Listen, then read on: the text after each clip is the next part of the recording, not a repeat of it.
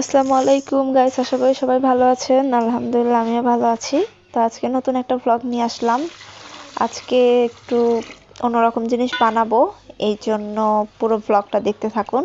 তো ফার্স্টেই আমি আলো চাল এবং সিদ্ধ চাল ভিজিয়ে নিলাম। এটা আমি আগের দিন রাতে ভিজে নিয়েছিলাম, এটা সারা রাত ভিজানো ছিল। তো আজকে মূলত বানানো হবে ডিম পিঠা আর দোসা। তো আপনারা দেখতে থাকুন। আর এখানে আমি এগুলোর সাথে ভর্তা বানাবো, চাপা শুটকি ভর্তা। এই জন্য পেঁয়াজ মরিচ এগুলো বের করে নিলাম।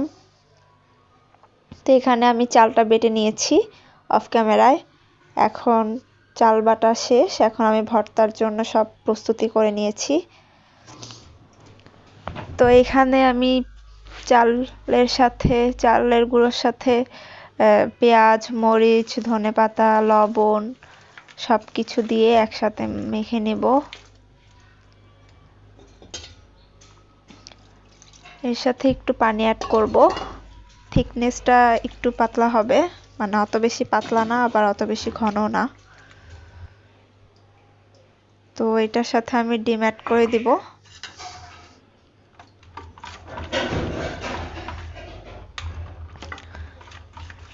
ডিমটা খুব ভালোভাবে মিক্স করে নেব।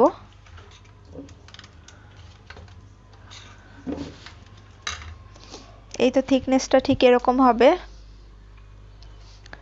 এখন আমি ফার্স্টেই ভর্তার জন্য মরিচগুলো ভেজে নিচ্ছি। পেঁয়াজ রসুন শুকনো মরিচ সব একসাথে ভেজে নেব। চাপা শুটকি ভর্তা বিক্রমপুরের একটা ঐতিহ্যবাহী ভর্তা, সবাই এটা বানায় আর কি। তো আপনাদের কার কার চাপা শুটকি ভর্তা পছন্দ আমাকে কমেন্ট করে জানাবেন।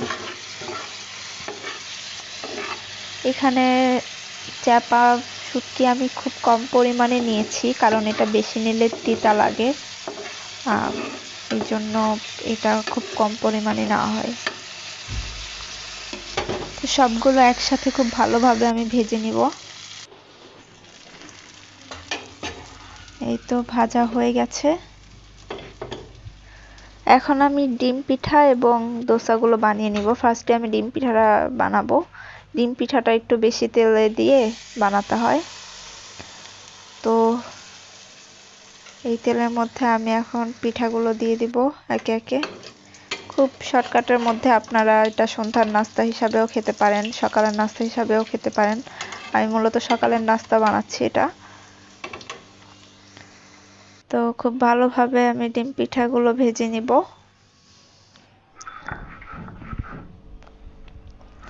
ডিম পিঠাগুলো ভাজা হয়ে গেছে, এখন আমি ভর্তাটা বানিয়ে নিচ্ছি, চাপা শুটকি ভর্তা।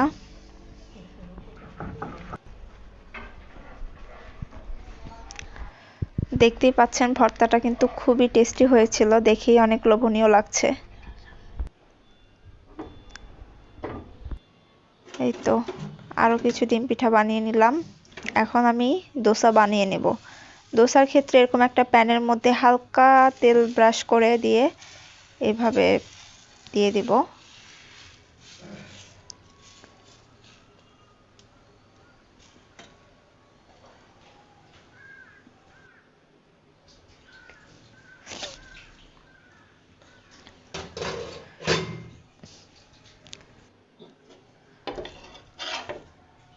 তো একে একে সবগুলো আমি দোসা বানিয়ে নিব। এই তো আমার দোসা হয়ে গেছে, দেখতে পাচ্ছেন সবগুলো দোসা আমি বানিয়ে নিয়েছি। এখানে এগুলো দোসা এবং ডিম পিঠা দুটোই বানানো শেষ।